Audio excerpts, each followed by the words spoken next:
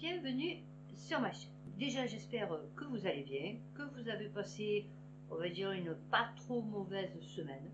Parce que je sais que pour certains les temps sont durs. Parce que bon, dans mes vidéos, c'est vrai que je casse un peu tout le monde, je suis un peu sarcastique, un peu cynique des fois. Je m'imagine même pas, comme les Ukrainiens, ou comme les Maliens, ou comme les Yéménites, ou comme les Irakiens. Je ne m'imagine pas, je vais avoir une vie comme eux, parce que je me dis, je ne sais pas ce que je ferais à leur place. Que ce soit la mère en Afrique qui va mourir de faim son enfant, que ce soit par des bombes, pour des idées, pour une race, une religion. Que bon, les Ukrainiens, je veux dire, les femmes, les enfants, les vieillards, ils auraient demandé quoi. C'est comme nous, si notre président décidait de faire la guerre à un pays et qu'on se retrouve sous les bombes, quoi. Nous, personnellement, moi perso, j'y suis pour rien, quoi. On ne se met pas souvent assez à la place de mère, de père, d'enfants qui souffrent. Tout le monde est manipulé, tout le monde subit les décisions de nos chefs d'État. Donc on va commencer comme d'habitude par Marseille. France Bleu, la ville de Marseille met aux enchères des logements vacants. Non, mais mort de rire. Non, mais attendez. Donc moi au début j'ai dit, ah ouais, c'est intéressant ça, pour acquérir des biens, pourquoi pas. Donc appartement inoccupé situé dans le 2e et le 10e. Bon, tu te dis déjà inoccupé, bon, pourquoi pas. Et réservé à des primo-accédants ou à du logement social, au JIREM, etc. La ville de Marseille lance une expérimentation ce mercredi en mettant aux enchères un premier lot de 4 biens municipaux vacants. Il s'agit d'appartements inoccupés situés dans le 2e et le 10e arrondissement. Vous dites quartier, ça va. 10e, ça va. Et 2e, c'est là où il y a Euro-Méditerranée. Donc, ils sont en train de construire, ça va. Ça. On va dire, ça devient pas trop mal. Mais bon, c'est tout pareil. Mais ça devient pas trop mal. Tous ces biens sont visibles sur le site Agora Store pendant un mois, au cours duquel 2 journées de visite sont également prévues pour les personnes intéressées qui voudraient se rendre compte sur place du potentiel de ces appartements. Donc vous dites, oula, intéressant, vous voyez. Les biens seront ensuite mis aux enchères pendant 24 heures. Des biens vétustes et inoccupés. C'est merveilleux. Il s'agit d'habitations vacantes, identifiées comme non nécessaires aux missions de service public et plutôt en mauvais état. Non, mais il faut voir le truc. Attendez. En effet, un T2 de 27 mètres carrés en mauvais état est ainsi proposé à partir de 20 000 €, alors que 60 mètres carrés, donc c'est ce que j'ai, à réhabiliter entièrement et affiché à partir de 60 000 €.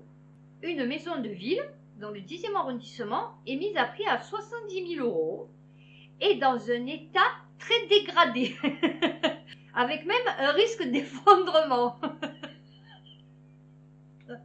Ils vendent ça 70 000 €, d'accord? Une maison de ville. Bon, après, ils disent pas la superficie, mais c'est pour vous dire. Moi, cet appartement ici, dans le 3e, 60 mètres carrés, balcon, 3e étage, bon, vu un peu sur la passerelle. J'adore les passerelles. Je sais pas pourquoi, le double vitrage était déjà devant. Je l'ai payé 71 000 € l'appartement. D'accord? Et j'ai l'ascenseur et tout, hein. Et ça va, c'est un immeuble récent, des années 70, vous voyez, donc ça va, c'est pas non plus. Et là, 70 000 € la maison de ville, risque d'effondrement. Ils vous prennent pas pour des cons, les mecs. Non, mais c'est hallucinant. Ça, tu le donnes. Je veux dire, tu vois, tu en veux pas. La ville de Marseille explique ces biens, voilà, hein, ces biens municipaux, donc c'est que ces biens municipaux vides représentent un coût important pour la collectivité. Non, mais tu les rases, hein. Et puis tu vends le terrain, puis c'est tout, hein, point barre. Hein. Ils sont aussi la cible des occupations illégales. C'est sûr. Des habitations réservées aux primo-accédants. Primo-accédant, il va acheter ça. Un truc en ruine qui risque de s'effondrer, que la mairie, elle va te dire, non, il va falloir la raser, la truc. Vous voyez, c'est péril. Vous voyez, en la demeure, hein, c'est le cas de le dire.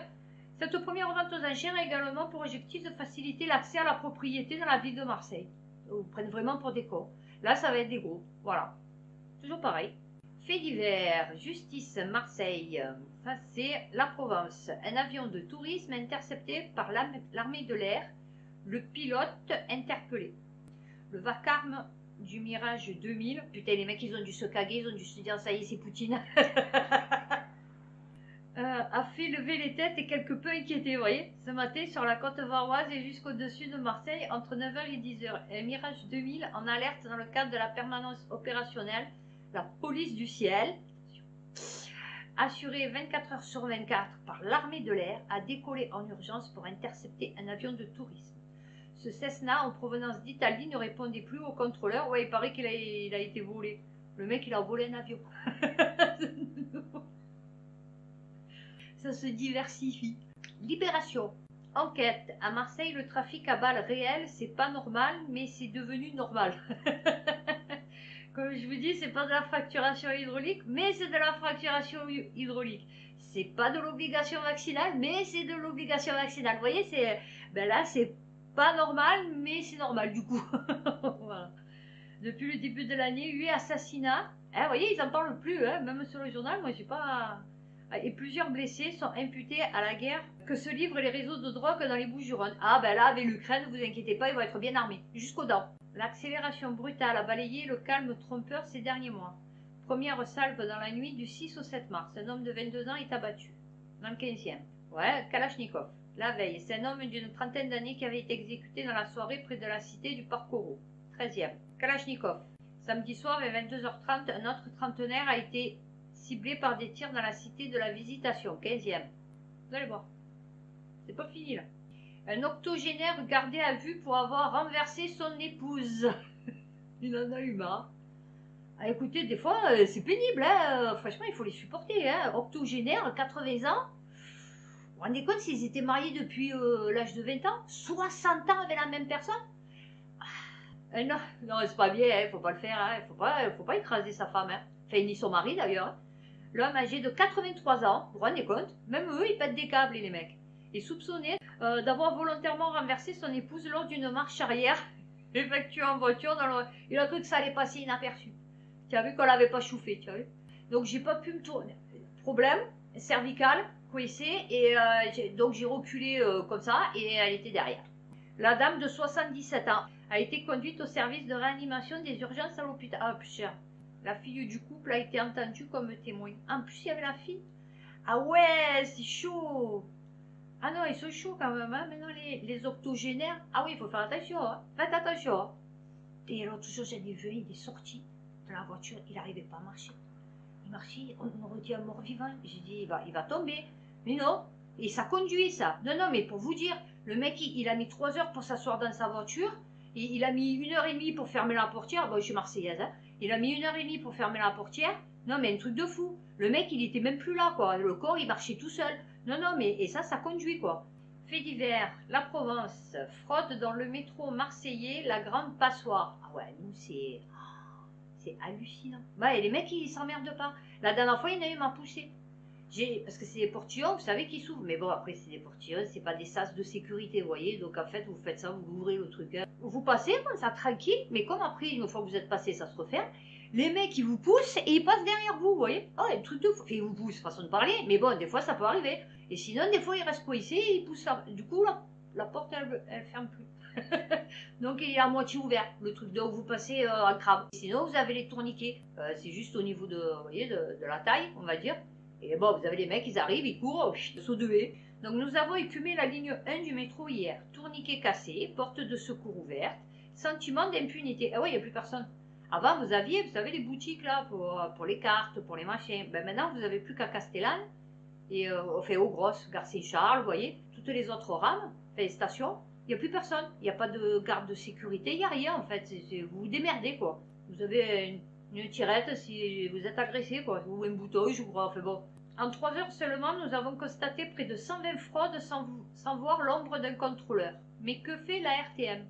Ben, la RTM, elle est en bas, une fois par mois, sur la petite place, ils sont une vingtaine, hein, avec les forces de police, 2-3 voitures, donc une dizaine, hein, puisqu'ils sont 5 par voiture maintenant, les policiers, et ils sont là, ils contrôlent, c'est tout. Ils restent là pendant 1 heure, 1 h 30, et après ils vont dans un... Voilà, c'est tout ce qu'il faut les contrôleurs, hein, mon chéri, tu crois quoi qu'ils sont sur chaque ligne de... moi, j'ai jamais vu un contrôleur dans le métro, j'ai 50 ans, s'il te plaît. Je n'ai jamais vu un contrôleur dans le métro. Dans les bus, oui, mais dans le métro, c'est rare. Oui, au guichet, quand vous sortez, mais c'est tout. Tu fais ce que tu veux ici. C'est pour ça que je vous dis tout le monde veut venir ici. Ici, tu fais ce que tu veux, tu payes rien, trop bien. Marseille, Valérie Pécresse en immersion nocturne dans les quartiers nord. Eh ouais, pas de jour, hein, de nuit, parce que bon, du coup, les gens ils dorment. Il fait froid, c'est l'hiver. Soi-disant, elle est allée à la paternelle. Elle a vu le bras zéro. Eh ouais, parce que ouais, ils font des feux. Eh ouais, parce qu'ils ont froid. Donc du coup, pour vendre le shit, ils se font des bras zéro. Vous voyez, donc vous arrivez, vous voyez le bras zéro. Voilà. Et vous savez que vous êtes arrivé au point de deal. C'est pas caché. Nos experts ne l'ont pas vu. Vous voyez, voilà. Après un premier arrêt au pied d'un immeuble, son arrivée est annoncée par des cris de jeunes en cagoule à peine visibles. Valérie Pécresse se rend sur le rond-point de la paternelle. Elle descend de sa voiture pour observer un barrage éclairé par un bras zéro. C'est l'un des points de deal de la ville. Oui, très connu d'ailleurs. Et très fréquenté, je dirais aussi. D'autres jeunes se mettent à crier. Les interventions régulières des forces de l'ordre ne parviennent pas à empêcher par la reconstruction systématique de ces barrières délimitant des zones de trafic pouvant rapporter jusqu'à 100 000 € par jour. Le président de la République est venu 2 fois à Marseille. Ouais, mais c'est juste parce que c'était sur son chemin, c'est tout. Hein. Il a dit que cela allait changer, que la République serait partout chez elle. Et la République n'est pas partout chez elle. Eh ouais, non. Contre l'impuissance publique, je propose l'impunité zéro. En septembre dernier, après une visite de 3 jours à Marseille, dans les quartiers nord, Emmanuel Macron avait affirmé qu'il avait beaucoup appris sur les... Oui, mais lui, il apprend beaucoup de choses. Mais bon, après, ça percute pas, tu vois. Les quartiers nord, il avait compris qu'il fallait plus insulter les gens. Et puis, 3 jours après, il leur a dit qu'il les emmerdait. Non, mais tu vois, les quartiers nord de Marseille sont une chance. Oh, je n'irai pas jusque-là, quand même. Je serais un peu plus mesuré dans mes paroles. Tu vois, voilà. 1,5 milliard d'euros. En matière de sécurité, ce plan prévoyait des moyens humains et logistiques. 200 policiers. Ah, on les a pas vus. Beaucoup de promesses. Ah oui, ça, oui, beaucoup. Ouh, la loup, beaucoup, hein. Sous-effectifs, suivi judiciaire freiné par le manque de place en prison. Hein, Zemmour.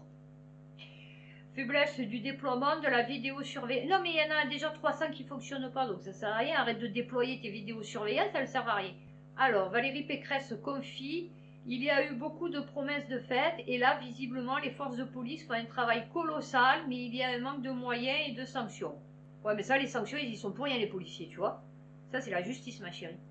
Vous avez vu des territoires clos dans la République et moi, je ne l'accepte pas. À un moment donné, il faut sanctionner. Mais tu es présidente, toi, de trucs régional. Qu'est-ce que tu as fait pour ta région? Il faut sanctionner, il faut l'impunité zéro. Ouais, et tu vas en faire quoi de tous ces mecs? Il faut que la République... Est-ce que tu leur donnes du boulot, ma chérie? Ouais, oui. Il faut que la République soit partout chez elle, s'ils seraient allés à l'école. Hein? Et c'est ce que je suis venue dire ce soir dans les quartiers nord de Marseille. Bon, en fait, tu n'as rien dit, tu étais sur un rond-point et après tu es parti parce que tu t'es cagué dessus. Donc ça, c'est ce qu'elle a dit aux journaux de sa visite à Marseille, en fait. Voilà, elle a fait un rond-point. Bon, ça va, c'est bien, c'est bien. Alors, quand je vous dis que la police, quand elle chope des gens, c'est ou sur balance, ou c'est coup de cul. Quand il faut une enquête, c'est rare. La Provence, Marseille, la nourrice des rosiers et les kalachnikovs orphelines. Début janvier, un renseignement met les policiers de la SD sur la piste d'une équipe qui alimente le postube des rosiers. Voilà des semaines que les policiers en civil surveillent discrètement la même porte au pied d'un immeuble. Le fait d'un renseignement anonyme tombé entre leurs mains. En plus, c'est pas, vous voyez, c'est oh merde, oh on a chopé, ah ouais super, un bon renseignement là. Vous voyez, c'est vraiment le hasard. Et en effet, un curieux manège apparaît au fil des planques. Voilà, vous voyez, comme je vous l'ai dit. Marseille, la Provence, la station de Leclerc-Sormiou fait le plein ce matin avec l'abaissement du prix du carburant. Ouais, parce que lui, 2 fois par semaine, je sais pas quoi, il met le prix de l'essence pas cher. J'ai dit, bah moi, j'irai pas parce que moi, il aime pas les non-vaccinés. Il a dit que les non-vaccinés pouvaient aller se faire foutre. J'ai dit, donc du coup, moi, j'y vais pas. Personnellement, pour ma situation, aller à Leclerc, en plus, c'est à l'autre bout de Marseille, déjà que Auchan, c'est à l'autre bout de chez moi, pour 15 centimes. Et en plus, lui, il me voulait pas de moi. Donc, ouais, si je peux éviter, j'évite. Voilà, je reste dans mes convictions, vous voyez, jusqu'au bout. Voilà, même jusqu'à l'essence de mon scooter. RTL, Marseille. Debout entre 2 rames, un jeune homme se tue dans le métro. Un jeune homme a trouvé la mort jeudi dans le métro de Marseille après avoir chuté sur les voies depuis l'attelage entre deux voitures d'une rame. Une pratique connue sous le nom de train surfing. Ah ouais. Bon ben ça alors. Mais d'où ils vont mais c'est quoi leur projet en fait? Non mais sérieux? Non mais il faut être con. Mais c'est quoi le délire en fait? Une pratique dangereuse et mortelle. Ben ouais, c'est sûr. La victime a été retrouvée sans vie sur la voie jeudi 29h15 au niveau de la station de la Blancarde au centre de Marseille. Mais il était tout seul, le mec qui va se faire un délire tout seul comme ça. Mais à quoi sert la police? Marseille, 20 minutes. Parce qu'ils font des opérations de sensibilisation.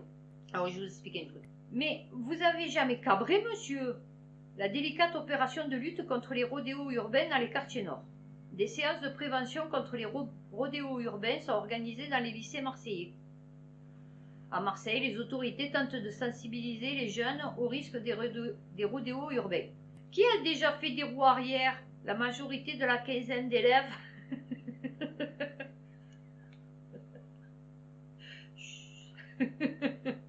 La majorité de la quinzaine d'élèves en terminale métier de la sécurité au lycée de l'Estac dans les quartiers nord de Marseille élèvent la main. À plus de 2?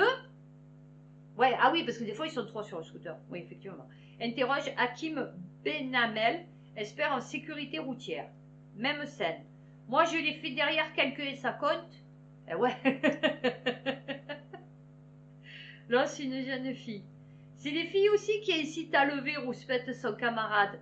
Moi, elle veut que je la lève, et je la lève. Et vous allez travailler dans la sécurité, ironise Hakim Benamel. Toute la journée, des dizaines d'élèves dans cet établissement ont suivi un stage de sensibilisation au risque des rodéos urbains. Alors, une année récemment, sur 15 jours, on avait eu 5 morts en roue arrière. Eh ouais, une fois je roule, j'arrive Capolette, il y avait un mec qui s'était mis un peu sur la gauche pour tourner, vous savez, pour couper la voie pour tourner. Mais bon, il attendait parce qu'il y avait les voitures qui venaient comme ça. Et moi j'étais derrière, il y avait une voiture devant moi, et donc la voiture elle se déporte un peu, moi je la suis, et d'un coup on voit arriver un scooter à fond, mais à fond, 2 minots, en train de zigzaguer, vous savez, à fond, entre les voitures. Il arrive comme ça, il zigzague. Et je ne sais pas comment il a fait. Il s'est encastré, mais quand je vous dis encastré, c'est-à-dire il est arrivé, mais à fond, dans la voiture qui tournait à gauche, qui était à l'arrêt, qui attendait elle pour pouvoir passer. Il s'est encastré dedans parce qu'il a voulu faire comme ça. Ouais, c'est ça, il est arrivé pas mal à droite, il a fait comme ça, et en fait, il a voulu faire comme ça pour éviter la voiture qui tournait à gauche, et en fait, il a mal capté. Il est rentré, il est passé, il a tapé la voiture devant, son pote, il a tapé lui. Bon, donc la voiture devant moi, elle s'est arrêtée. Bon, moi j'ai continué parce que du coup, ils étaient 15 sur l'action, donc moi, en plus, ça aurait rien changé. Mais pour vous dire, comme c'est des fous furieux, les mecs. Bon, c'était pour vous dire ça. S'entraîner en plein. Donc j'en ai vu, moi, des images, vous voyez, un peu spectaculaires, vous voyez, voilà, dans ma vie. Ouais, c'est pas la première fois que je vois ça. S'entraîner en plan de campagne. Ah oui, parce qu'ils vont s'entraîner en plan de campagne. Bon, ben je savais pas, sur le terrain du cinéma. Et donc, pour dire que les roues arrière, il n'y a pas que ceux qui font les rodéos urbains, tu vois, parce que nous, à l'époque, on ne faisait pas de rodéos urbains. Et pourtant, tous mes potes, dès qu'ils avaient une moto, un scooter ou des trucs comme ça, c'était roues arrière. Donc, c'est pas juste des rodéos urbains. Donc là, j'ai fini sur Marseille. Alors, on va commencer par écologie. Ça, c'est Actu Orange. RDC, électricité et pollution plastique ne font pas bon ménage au Kivu. À l'extrémité sud du majestueux lac Kivu, bordé de collines verdoyantes, une nappe compacte de déchets plastiques se forme en permanence, au point de bloquer les turbines de la grande centrale hydroélectrique de l'Est de la République démocratique du Congo. Mais non, tu n'as pas compris, c'est pas du CO2. Donc, c'est pas grave. Jadot, là, il peut rien. Voilà, les plastiques, il peut rien. Le barrage du Ruzizi attire comme un aimant les milliers de bouteilles, bidons et autres détritus jetés dans le lac qui s'étire sur quelques 90 km à la frontière entre le RDC et le Rwanda. Oui, parce qu'en fait, tous ceux qui jettent d'ailleurs les détritus dans la mer, ils croient peut-être que c'est comme quand ils les jettent dans les toilettes. Vous voyez que vous tirez la chasse, après la toilette est propre. Là, ils croient qu'ils le jettent dans la mer et que, je sais pas, il y a un système de chasse, vous voyez. et qui emporte les déchets. Non mais c'est fou comme, vous voyez, le truc de l'être humain. Hein. Comme le lac coule vers la rivière Ruzizi, petit à petit, tous les déchets qu'on y jette viennent échouer ici. Eh ouais. Et ouais, je vous dis, ça fait comme une chasse. Eux, ils jettent dans la rivière, ça part, et voilà. Ces déchets s'entassent dans les installations à une profondeur de 14 mètres. Vous vous rendez compte? Ah ben c'est pas grave, tu as plus d'électricité, tu peux plus manger, vous mourrez de faim, vous ne chauffez plus, vous mangez plus. L'eau, elle est polluée, mais c'est pas grave parce que c'est pas du CO2. Voilà. Jadot, il a dit non, c'est pas grave, c'est pas du CO2. Contrepoint, déchets nucléaires, c'est résolu. Vous voyez, je vous dis, il y a tout qui va se résoudre. Comme par hasard. Alors, dispose ou sont en voie de disposer de solutions de traitement adaptées pour leur gestion définitive. Voilà, tranquille. Ils n'ont jamais provoqué d'accident de transport, ni de stockage, ni d'aucune sorte, et ils n'en provoqueront jamais selon toute probabilité, hypothèse, théorie. Les craintes qu'ils suscitent reposent principalement sur de fausses croyances, décidément, hein, répandues par une propagande antinucléaire malveillante. Transmutation ou stockage. Aujourd'hui, 90% des déchets nucléaires sont déjà définitivement gérés. Ah, mieux que les plastiques, hein? Puisque nous, il y a quoi, 10%, 20% qui sont recyclés, ben là, 90%. C'est bien. Alors, le monde. La chaleur renouvelable, grande oubliée des débats sur l'énergie. La décarbonation de ce secteur, qui représente la moitié de la consommation d'énergie française, est un enjeu majeur et souvent négligé. Ah oui, vous savez, les usines, là, les fonderies, les trucs comme ça, c'est vrai, ça, c'est hyper chaud, le truc. Ben, ils pourraient récupérer la chaleur, vous voyez? Ouais, mais bon, après, des industries, on n'en a plus trop, nous, ici. Hein. Je dis, on va pomper comme les Shadocks. Engrais de synthèse. L'azote est à l'origine de tous les problèmes de l'agriculture moderne. Libération. Considérée comme l'une des principales inventions de l'agriculture, l'utilisation d'azote de synthèse a rendu le monde agricole fortement dépendant du gaz et a entraîné une pollution. Oui, parce qu'en plus, il faut du gaz pour le produire et en plus, ça fait du gaz. Ouais. Et a entraîné une pollution sans commune mesure. Ah, là, Jadot, il s'en bat les bonbons. Hein? Jadot, il prend des cours de géographie. Il ne sait pas où sont les pays de l'Europe. L'homme a mis au point des engrais synthétiques à base d'azote et de phosphore, s'il vous plaît. Des éléments chimiques indispensables à la croissance des plantes. Oui, mais naturel. Tu vois, voilà. Qui est répandu sur les cultures pour exploser les rendements agricoles. Ouais, tu vas voir. Jusqu'à un moment où le sol il va être tellement dégueulasse, parce qu'ils l'ont dit, il y a à peu près 20 cm d'humus, je sais pas quoi. Une fois que tout ça s'est détruit avec les engrais, les pesticides et les trucs, ben après ça devient de la terre, mais... Parce que la terre c'est vivant, les gars. Je vous explique. La terre c'est vivant. Voilà, il y a des bactéries, il y a des petits animaux microscopiques, c'est tout un écosystème dans la terre. Donc si vous tuez l'écosystème de la terre, ça devient du sable, vous voyez? Et sur du sable, il n'y a rien qui pousse. Eux, pour eux, de la terre, c'est de la terre. Non, non, c'est vivant. Alors, champion d'Europe de la consommation d'engrais de synthèse. Eh ouais, la France. L'azote est naturellement présent dans l'air, à hauteur de 78%, mais tel quel, il n'est pas assimilable par les plantes, à part les légumineuses. Son impact sur le rendement des cultures est colossal. Plus les plantes en reçoivent, plus elles poussent. Oui, c'est sûr. Pour apporter de l'azote à leurs plants, en 1909, les industriels ont trouvé comment le synthétiser. Et oui, parce qu'avant, il était naturel. Donc là, c'est parce qu'il est chimique. Tu vois. La première répercussion porte sur la manière dont on fait de l'agriculture. Il y a un siècle, les fermes, c'était des cultures et des animaux. On utilisait le fumier pour faire pousser les plantes. Dieu sait combien on a de vaches. Hein, donc on pourrait, si elles mangeraient de l'herbe à la base et non pas, comme à un certain moment donné, de la viande, hein, n'est-ce pas, mes chers agriculteurs? Donc faire bouffer de la viande à des vaches, c'est quand même hallucinant. Donc on leur faisait bouffer de la viande, hein, maladie de Creutzfeldt-Jakob, tranquille. Et donc si elles mangeraient de l'herbe, elles leur feraient du bon fumier. Et donc ce bon fumier, vous pourrez le mettre sur les récoltes, comme on faisait avant. Et ça poussait très bien. Et en plus, ça faisait des bactéries, des machins, ce qui fait que la terre, elle était vivante. Donc Jadot, au lieu de t'occuper de ton CO2, occupe-toi de ça aussi. Putain, tu as des gros dossiers en vue, hein, je te le dis, hein, avec moi. Et heureusement que je devrais faire, moi, ministère, me présenter ministre de l'écologie. Et moi, je te l'ai fait, l'écologie, tu vas voir. Alors ça, j'avais jamais entendu ça.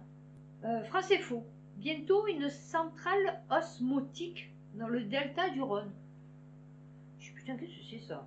La Compagnie nationale du Rhône se lance dans l'énergie osmotique, énergie qu'il serait possible d'obtenir, attention, c'est pas sûr, hein, au voisinage des estuaires, où l'eau douce fluviale se mélange à l'eau salée de la mer. Non, mais là, ils sont en train de faire plein d'expériences. Moi, je vous dis, c'est pas bon. Il faut arrêter là. Voilà, quand l'eau douce rencontre l'eau salée. Le principe consiste à amener un flux d'eau douce et un flux d'eau salée dans un générateur osmotique. J'aimerais savoir les matériaux pour le construire, ce truc. Est-ce qu'ils sont écologiques? Est-ce que tu n'as pas profité de petits noirs en Afrique? Est-ce que c'est réutilisable, recyclable, tu vois? Constitué de plusieurs membranes installées dans de grandes armoires. Et ça, ils le placent dans l'eau. C'est merveilleux écologiquement. Hein, les petits poissons, le fond de l'eau, c'est merveilleux. Il n'y a pas de CO2. Attention, tu défausses tout, mais il n'y a pas de CO2. Tout ça pour 4 millions de mégawattheures, soit 2 fois la consommation électrique annuelle des habitants de Marseille. Ouais, avec un petit peu de là, un petit peu de là, un petit peu de là, en détruisant ça, on peut s'en tirer. On peut continuer à vivre. Non, c'est bien. Reporter, Iberdrola, les mains sales de l'énergie propre. Des éoliennes construites par Iberdrola dans le nord de la Pologne. Plan Média Breton d'investigation publie ce mardi 29 mars une enquête consacrée à Iberdrola, leader mondial de l'électricité éolienne. En 2012, cette multinationale espagnole a obtenu le marché public du parc éolien en baie de Saint-Brieuc, un projet vivement contesté. Ah ouais? Ah ben si ça fait comme l'autre que pour construire ces éoliennes, ils défoncent des fleurs uniques au monde, en Espagne. Ouais, ils se vengent. C'est pour ça qu'ils se vengent.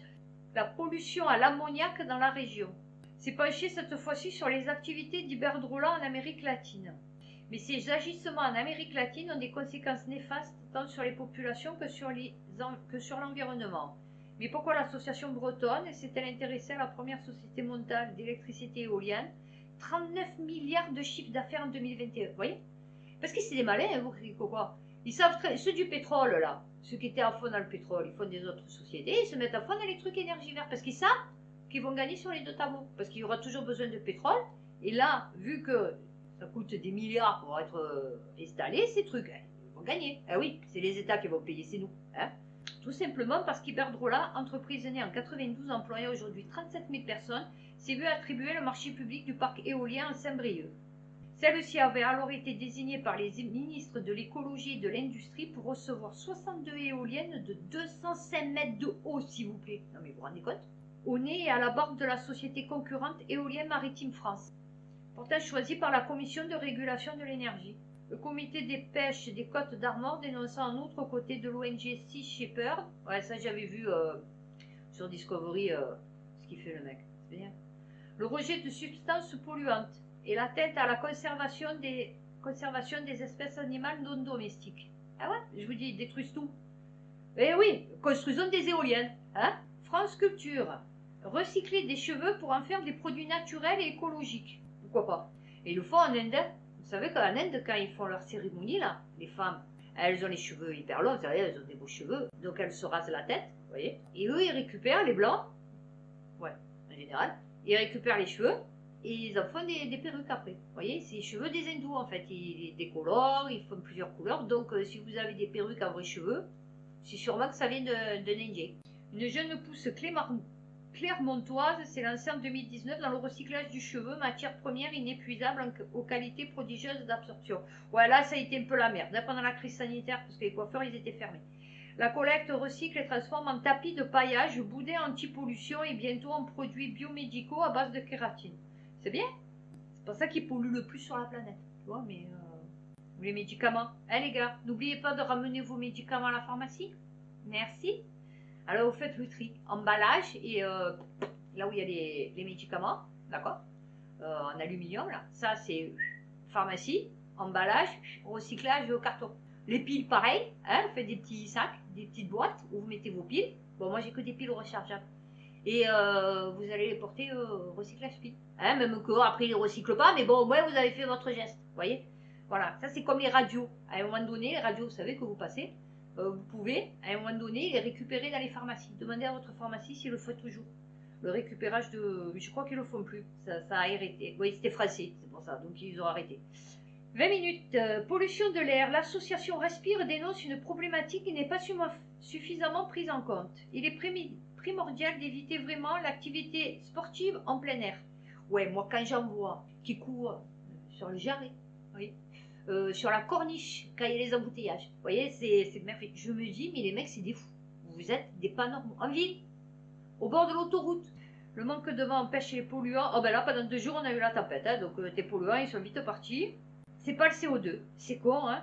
Révolutionénergétique.com, lancement de 2 nouveaux projets de parcs éoliens flottants en Méditerranée.